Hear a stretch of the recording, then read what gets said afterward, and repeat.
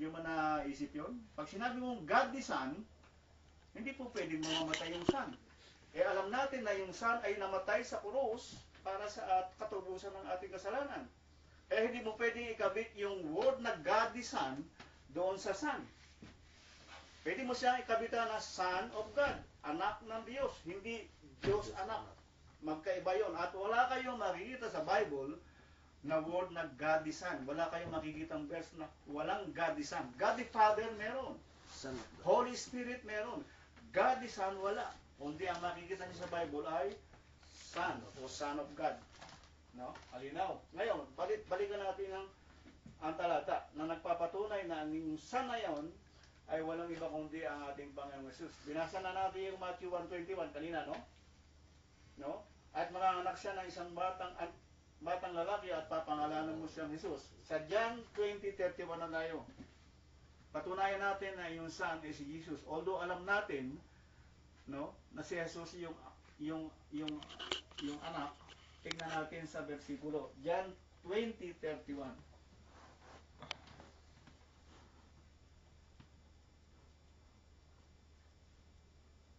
20:31.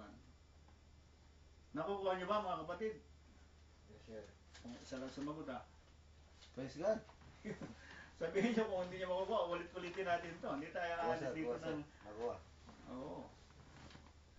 Kasi alam niyo, yung nagtuturo, pagka ganado yung nakikinig, lalong ginaganahan. Diba? Kaya mararanasan niyo yung magturo sa bandang Pag huli. yung tubig daw ay maingay, mababaw. 31, ano? Nanahimik eh. Nanahimik, ibig sabihin malalim. Yan. Ang pagkauna. Sa John 10:30, ngunit ang mga ito'y nangasulat upang kayo'y magsisampalataya na si Jesus ang Kristo, ang anak ng Diyos. Yan ang makikita natin, anak ng Diyos o Son of God. No? Never tayo makakita ng Diyos anak, kundi ang makikita natin anak ng Diyos. Ulitin ko ulit, ano ba differentiation ng anak ng Diyos sa Diyos anak? Yung anak ng Diyos, yun yung kanyang pagkatao. Anak ng Diyos, yun ang may laman, yun ang may dugo. Yun ang may dugo na nagbubo sa Kalbaryo. Pag sinabi mong Diyos anak, walang dugo yun. Kasi ang Diyos ay immortal. Hindi po pwedeng mamamatay. No? Hindi po pwede. Magko-conflict ang Biblia. Yan. Ngayon, sa John 1:14,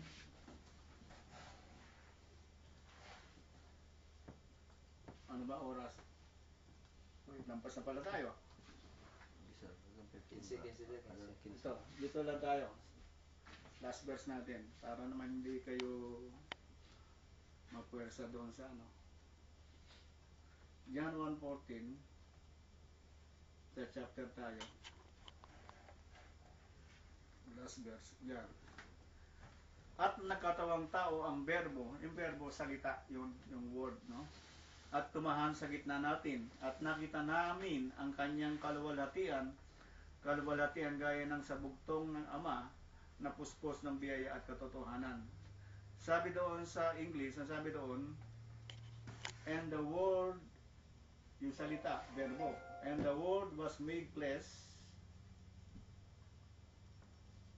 and dwelt among us, and we beheld his glory, the glory of the only begotten of the Father, full of grace and truth. So yung word na tinutukoy dito, no? Actually yung John 1:14, hindi mo maintindihan kung hindi mo babanggitin yung John 1:1. Ito yun. The word God. In the beginning, para maintindihan mo yung John 1:14, in the beginning, pasimulang ayan doon yung salita. In the beginning was the word. Pansinin niyo yung yung talata. In the beginning was the word, salita, verbo, and the word was with God, no? And the word was with God, and this word was God, no? So meaning, yung word ay God. Pero sinabi niya doon sa John 1:14, and the word became flesh. Nagkatawang tao. Nagkatawang tao. Ngayon, anong pangalan nung nagkatawang tao siya? Jesus. Si Jesus. So meaning, yung salita na ito nung simula, in the beginning, siya yung nasa Diyos. At siya ay Diyos. At siya ay nagkatawang tao. At ang kanyang naging pangalan ay si Jesus. Kaya sabi sa 14, and the Word became flesh and dwelt among us. Nakipamayan na kasama natin. Ano ang kanyang pangalan? Si Jesus. So, malinaw na yung Son ay walang iba kundi si Jesus. Yung Holy Spirit, sa susunod natin tatalakayin yan. Medyo mahaba-haba yan. At saka napakaganda nito. So, may tanong kayo. Natok masibyo dito. Magtatanong kayo para maintindihan nyo. Ini-encourage ko kayo magtanong sapagkat kung hindi kayo magtatanong, patuloy lang tayo. Tapos, babalikan nyo naman. Paano ba nga yun? Sabihin mo, ano ba yun? Oh, Yan tayo nakagawahan. ikaw yun. Yun. Pag nasa harapan daw na eskwela, marunong eh. Malinaw mo lahat. Ha? Malinaw. Nakuha mo lahat. Basta makaupo sa trumpet. Ako magtatanong. Sino yung Manuel? Ikaw, Jonathan, may tanong ka? Oh, wala na sir kasi doon sa ano, parang natalakay na nila ni ano eh. Yung mga ano, yung sa Na ano, nakuha mo. Parang ano sir, pero sa ano sir, yung sa talaga sa Biblia, Ah, na ano mo sa kon. Medyo may konti rin sa ano lang yung pag summarize ng mga ano yan. ah. Parang ayos-ayos yung mga paliwanag sir. Eh, sa Biblia, meron kang tanong sa Biblia?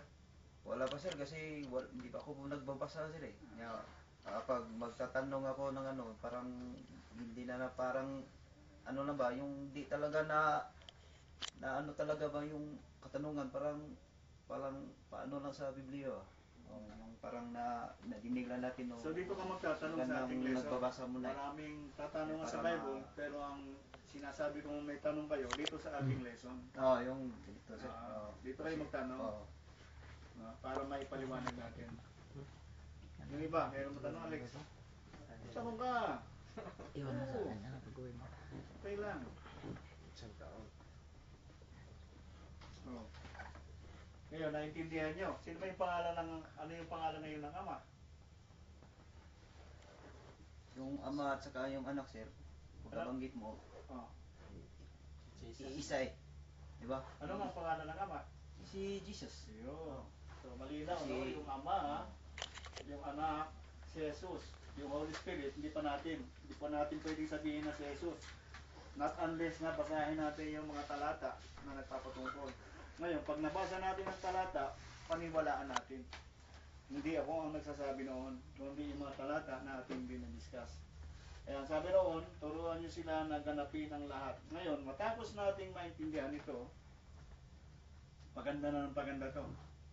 Kaya huwag kayong mawawala. Susunod. So, dyan na tayo magtatapos muna. At sa susunod na. Wala nang tanong. Ano bang klase na ito eh? Doon sa Ras Alkir, napakadaming tanong. Mukhang matatalino kayo, ha? Sir, pag inulit ko yung tanong ko, magugulo na naman kayo. Hindi, sila. Baka yun na ikaliliwanag na iba eh. Pwede kayo magtanong. Saan mo? Basta dito sa lesson natin. Pwede. Anong tanong? Naunawaan ko na sir eh. Ah, sige. Hindi ko na... Sige.